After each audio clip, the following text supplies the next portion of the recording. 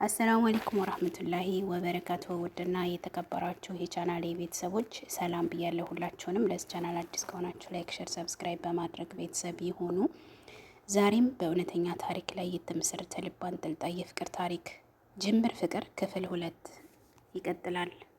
እኔ ነኝ እኮ እኔ ነኝ ርካሿ እያለች ታላዝናለች። የኔ ውድ የሚለው ጥሪ ባንዴ ተወግዶ ፍቅር ቃላቶች እንደ ስደተኛ ርቀው ተሰደው ቤታቸው የጸብ አውድማ ሆኗል። ሰሞኑን ያመጣው አዲስ ጸባይ ደግሞ ፎዚን እየተፈታተናት ትዳር እንዳንገሸግሻት ሊያደርጋት ምንም አልቀራትም። ለሱ ብላ ስራ እንዳቆመች በጸብ የጠለሸውን ትዳር ወደ ፍቅር ለመቀየር እየተዋጋች ባለችበት ወቅት እኔ ማመጣውን ተቀምጦ መብላት አይከብድሽም ይላት ጀምሯል። ምንም አትመልስለትም። ይልቁንስ በሱ መጥፎ ንግግርና ጸያፍ ተግባሩ ብትማረርም ሀቢብን መንከባከቧ ከእለት ወደ እለት ጨምሯል። ከስራ መመለሻው ሰዓት ሲደርስ በሚያምሩ ልብሶቿ ተሽቀርቅራ እሱን በሚያማልሉ ነገሮች ተውባ እሱ በመረጠው ሽቶ ጠሮናን አውዳ ትጠብቀዋለች። ሀቢብ እንኳን ደህና መጣህልኝ ብላ እቅፏ ውስጥ ልታስገባው እጇን ስትዘረጋ የዘረጋችውን እጆቿን በእጁ ገፍትሮና አመነቃቅሮ አንቺማ በደህና እንዲመለስ አትፈልጊም ነበረ፣ ያው ተመለስኩ ብሎ ነገሩን ይጀምረዋል። አሁንም ግን ነገሩን ወደ ነገር ቀይራ ቤቱን በጸብ ቦንብ ማጋየት ስለማትፈልግ በሙሉ ፈገግታ ፈገግ ወደሱ ጠጋ እያለች ሀቢብ ንፍቅ ብለኸኛል ትለዋለች።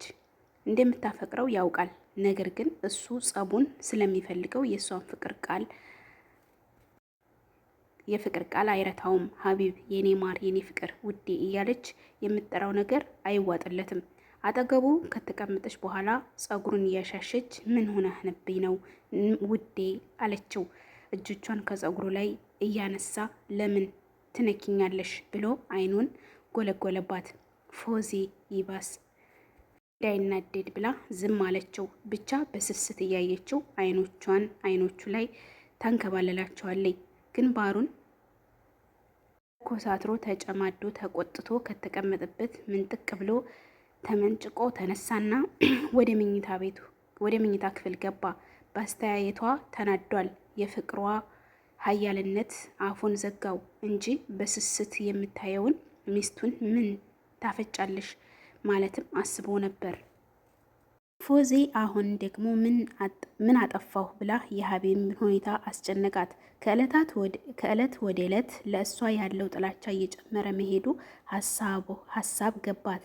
እንዲህ አምራና ተውባ ስትጠብቀው የኔ ቆንጆ ዛሬ ደግሞ ይበልጥ አምሮብሻል እንዲላት ነበር የፈለገችው። እሱ ግን ማሞገስ፣ ውበት ማድነቅ የሚባለው ሀሳብ ሊመጣለት ቀርቶ እሷን መሸሽና እንደ ቆሻሻ ይርቃት ይጸየፋታል። ለዚህ ነገር መፍትሄ ማበጀት እንዳለባት አምና የሀቢብን የልብ ጓደኛ ሀምዛን ማማከር እንዳለባት ወሰነች። ምክንያቱም ሀቢብን ወደ ቀድሞ ፍቅሩ መመለስ ካልቻለች ትዳራቸው ገደል ስር እንደ በቀለ ዛፍ በጊዜ ቆይታ ብዛት ተመንግሎ እንደሚወድቅ ታውቋታል። በጸብ የጠነከረ ትዳር፣ በንትርክ የተገነባ ፍቅር፣ በመቃቃር የተዋቀረ መዋደድ እንደሌለ ታውቃለችና። ሀምዛ የሀቢብ የልብ ጓደኛው ነው። ሁለቱ ጓደኛሞች ሀቢብና ሀምዛ መካከል ሚስጥር የሚባል ነገር የለም። እናም የሀቢብን የባህሪ መቀየር ሀምዛ ሊያውቅ ይችላል በሚል ስልኳን አነሳችና የሀምዛን ቁጥር ጽፋ ደወለች። ስልኩ እየጠራ ነው። ሀምዛ ስልኩን አነሳና የፎዚ ጥሪ እንደሆነ በቁጥሩ ስላወቀ ሄሎ ፎዚ አላት። አሰላሙ አለይኩም ሀምዛ እንዴት ነህ? ድምፅ ለቅሶዋን አቋርጣ የደወለች ሀዘንተኛ አስመስሏታል። ዋሌኩም ሰላም ፎዚ ምን ሆነሻል ብሎ ጠይቃት። ልትደብቀው ያልቻለችው የውስጥ ሀዘን እንዳለባት ያስታውቅባታል። ፎዚም የሆነችውን ያለችውንና የሀቢብን ባህሪ መቀየር ለመናገር ስለደወለች ልትደብቀው ወይም በዝምታ ልታልፈው አልፈለገችም። ለሐምዛ ከመናገሯ በፊት ግን ውስጧ ያለውን ስሜቷን፣ ትንፋሿን ቀድመው ነገሩት። አለች። ሳታስበው ነበር በረጅሙ የተነፈሰችው። ምን ነው ፎዚ፣ ከሀቢብ ጋር ተጣላችሁ እንዴ ብሎ ከምትቀዝፈው የሀሳብ ባህር ውስጥ አናጠባት። ሐምዛ ብላ ጠራችውና ለማዳመጥ ዝግጁ እንደሆነ ስታውቅ ተንፈስ ብላ ንግግሯን ቀጠለች። ከሀቢብ ጋር እንደምንጣላ ታውቃለህ እንዴ ብላ ጠየቀችው። ሐምዛ ያላሰበው ጥያቄ ስጠይቀው ደንገጥ አለና ፎዚ፣ ሀቢብ ጓደኛ እንደሆነ ታውቂ የለ ሁሌም ቤት ውስጥ ስለተፈጠረው አይደብቀኝም አላት። ለምን ተገናኝተን አናወራም ብላ የትዳሯን አሳሳቢነት አስጊ ሁኔታ ላይ እንዳለ ልትነግረው ፈለገች። በዚሁ ቅጽበት ግን ሀቢብ ሌላውን ሁሉ የስልክ ንግግር ሳይሰማ ለምን ተገናኝተን አናወራም የምትለዋን ቃል ሰይጣን ለጆሮ አቀበለው። ምን ከማን ጋር ነው የምትገናኙ ብሎ ጋደም ካለበት አልጋ ዘሎ ተነሳና ፎዚያ ወዳለችበት ክፍል ተጣደፈ። ልክ እሷ ጋር እንደደረሰ ከሐምዛ ጋር የሚገናኙበትን ቦታና ሰዓት ተነጋግረው ስልኩን ዘጋችሁ ነበረ። እሷ ጋር እንደደረሰ አይኖቹ ሊወጡ ምንም አልቀራቸውም። እያፈጠጠባት ፎዚ የፈራችው ምን ትበለው የምታወራው አጣች። ፊቷ የቆመው የምትወደውና ዛሬ ቢቀየርም ድሮ የሚወድሽ ባልሽ አልመስልሽ አላት።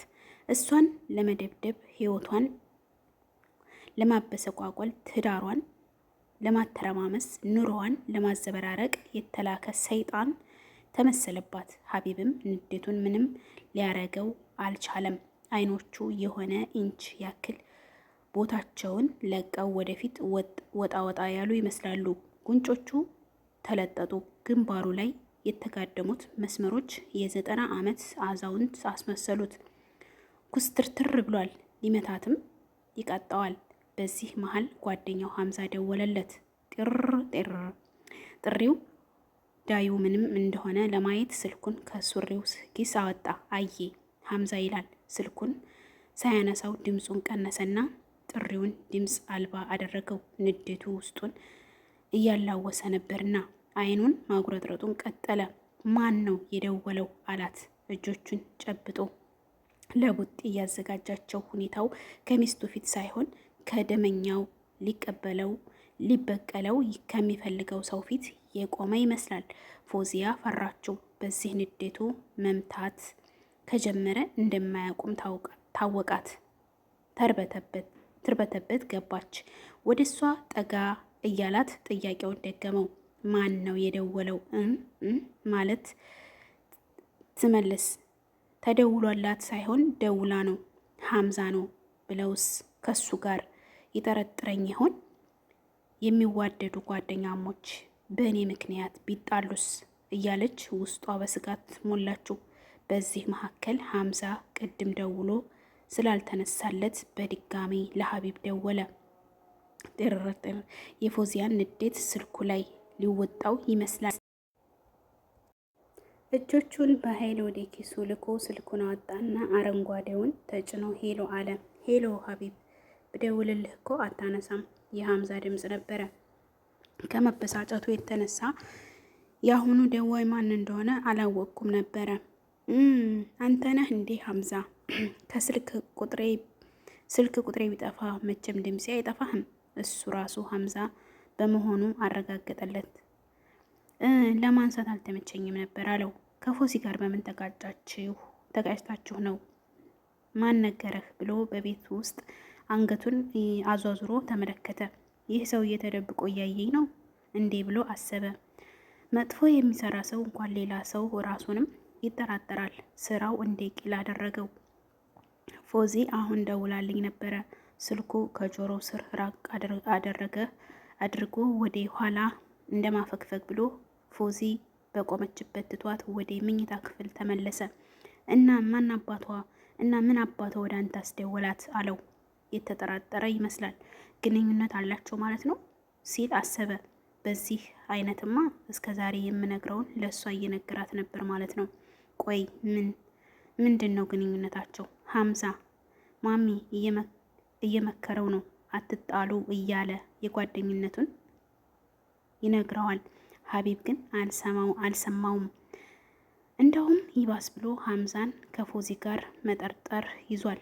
ክፉ አልወጣውም እንጂ ሰራላችኋለሁ እያለ ከንፈሩን በቁጭት ይነክሳል። እሺ በቃ አንጣለም፣ ስንገናኝ እናወራለን ብሎት ስልኩ ተዘጋ።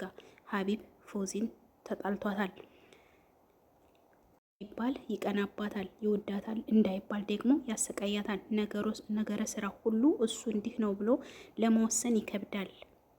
ፎዚያ ራሷን ማጨናነቋን ተያያዘችው። ቆይ ሀቢብ ሊጠላኝ የቻለበት ምክንያት ምን ይሆን ብላ እርግጠኛ ሆና መመለስ በማትችለው ጥያቄ ራሷን ጣለች። ያ የበፊቱ ፍቅርስ የት ገባ? ሶፊ ስለ ሀቢብ ጥሩነት እንጂ አንድም ቀን መጥፎነቱን አውርታኝ አታውቅም ነበር። ፍቅር መስጠት እንደሚችል እንጂ ልቡ በጥላቻ የጠቆረ መሆኑን አልነገረችኝም ነበር እያለች ራሷን ወደኋላ እየጎተተች ሀቢብን የተዋወቀችበትን የምረቃ ጊዜዋን አማረረች። ያን በደስታ የተፍነከነከችበትን ቀን ረገመችው። ቆይ ግን ምን አጉድዬበት ተቀየረ? ጥያቄ በጥያቄ ላይ ብቻ መልሱን አታውቀውም። ብታውቀውም ግን ደስ ይላታል። ምክንያቱም ራሷን በራሷ ያፋጠችበትን ጥያቄ መልስ ከተመለሰላት ትዳሯ ይሰምራል፣ ፍቅሯ ያብባል። ስለዚህ ለራሷ ለህይወቷ ስትል መሆን ያለባትን ሆና መክፈል ያለባትን ከፍላ ያለበትን መስዋዕትነት ከፍላ ደስታዋን እንደገና መመለስም አለባት። ሀቢብና ሀምዛ ሁሌም ከሚገናኙበት ዘቢብ ካፌ ተገናኝተው እየተጫወቱ ነው። ሀቢብ ውስጡ ልቡ በጥላቻ ከመጥቆሩ በላይ ከርፍቷል። የገዛ ጓደኛውን ሀምዛን በፊት በሚወዳት ዛሬ ባልታወቀ ምክንያት ከሚጠላት ሚስቱ ጋር ጠርጥሮታል። ቤተሰቦች የቀጣይ ክፍል አለው። ሰላም አለይኩም ወራህመቱላሂ